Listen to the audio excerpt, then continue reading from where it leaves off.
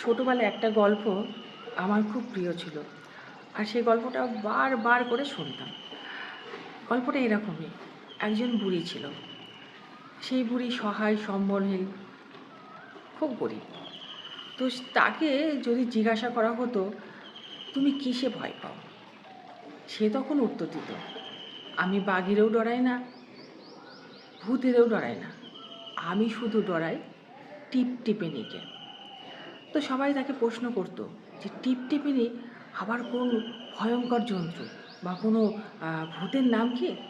তখন সেই উত্তরে সেই গরিব বুড়িটি বলতো, টিপটিপিনি কোনো জন্তুও না, কোনো বড় ভূতও না। টিপটিপিনি হচ্ছে বৃষ্টি, মানে টিপটিপ করে বৃষ্টি পড়ে, তাই তার নাম দিয়েছে টিপটিপিনি। তো সে কেন ভয় পায় টিপটিপিনিকে? ভয় পায় তার কারণ সে যে ঘরটায় থাকতো, সেই ঘরটা খুবই দুরবস্থা ছিল। তার ঘরের চাল ছিল চারিদিক দিয়ে ছিদ্র, এতটাই ফাঁকা ছিল তার ঘরের চাল যে বৃষ্টির সময় বৃষ্টির জল সেই চাল ভেদ করে তার ঘরে প্রবেশ করত। তার বিছানা খাতা ঘর দুয়ার সমস্ত কিছু ভিজে যেত। আর সে বর্ষার সময় ঘরের একটি কোণে চুপটি করে বসে থাকতো। যখনই মেঘ করতো আকাশে, তখন ওই বুড়ি ভীষণই ভয়ে থাকতো, আর সারা বছর খুশি থাকতো, আনন্দে থাকতো, কারণ তখন তার বৃষ্টির সময় না, বৃষ্টি হতো না। আর বর্ষাকাল আসলে বুড়ি দুশ্চিন্তায় থাকতো, ভীষণই ভয় পেত। তাই বুড়ি বাঘ ভাল্লুক ভূত পেতনি কোনো কিচ্ছুকেই ভয় পেত না, শুধু ভয় পেত ওই টিপটিপিনি বৃষ্টিকে।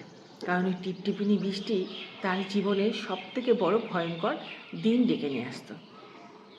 গল্পটার কথা কেন বলছি, তার কারণ হচ্ছে এখনকার মানুষরা কোনো কিছুকেই ভয় পায় না। পাপ করতে ভয় পায় না, অন্যায় কাজ করতে ভয় পায় না, খারাপ কিছু করতে ভয় পায় না, মিথ্যা কথা বলতে ভয় পায় না। শুধুমাত্র একটা জিনিসকে তারা ভয় করে চলে। তারা যখনই কোনো খারাপ কিছু করার চেষ্টা করে বা খারাপ কিছু করে, তখন মাথায় আর কোনো চিন্তা থাকে না, কোনো ভাবনা থাকে না। একটাই ভাবনা তাদের মাথায় ঘোরে, সেটা হচ্ছে সমাজ মাধ্যম, সোশ্যাল মিডিয়া। আমি যে কাজটা করছি, আমি যে ভুলটা করছি, আমি যে মিথ্যে কথা বলছি, আমি যে এতটা খারাপভাবে নিজেকে প্রেজেন্ট করছি, সেটা যদি একবার সোশ্যাল মিডিয়া জেনে যায়, তাহলে তো সব লোকের কাছে পৌঁছে যাবে, সবাই জেনে যাবে, জানাজানি হয়ে যাবে।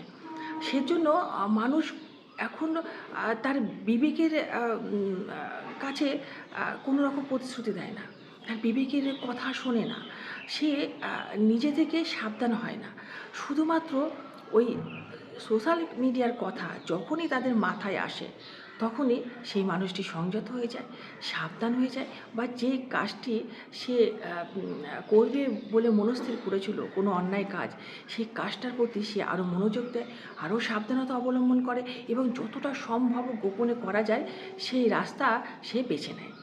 তাই মানুষ, সত্যি কথা বলছি, ভয় যদি কাউকে পেয়ে থাকে, সেটা একমাত্র সোশ্যাল মিডিয়া।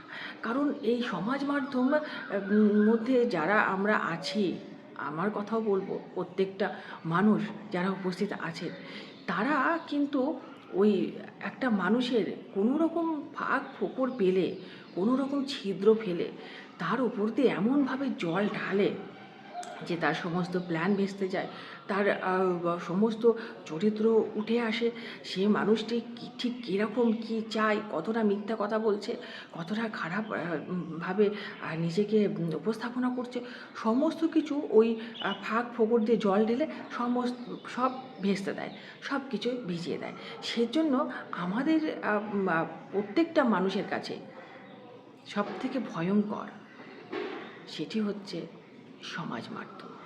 কারণ সমাজ মাধ্যমে আমরা একটা মানুষের ভুল ত্রুটি দোষ কিছু পেলে এমনভাবে সেই ছিদ্র দিয়ে জল ঢালি, এমনভাবে সেটাকে নিয়ে টানা হাঁচড়া করি যে স্বাভাবিকভাবে একটা মানুষ তার নিজের ব্যক্তিত্বকে কখনো গোপন করে রাখতে পারে না।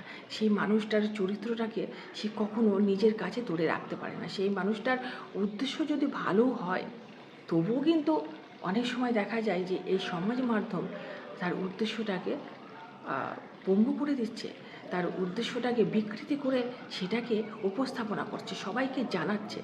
তাই আমরা কোনো কিছুতে ভয় পাই না, অকুত ভয়, কিন্তু একটা তো ভয়ঙ্কর জিনিস আছে আমাদের কাছে, সেটা হচ্ছে সমাজ মাধ্যম।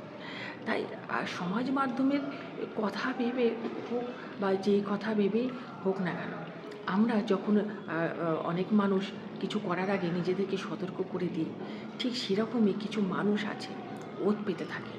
সেই মানুষগুলো যদি কাউকে ধরতে না পারে, তাদের এতটাই তৎপরতা, তারা যদি ভুল পরিবেশনও করে সেটাকেও মানুষকে মানতে হবে, ঠিক হলে তো ঠিক আছে।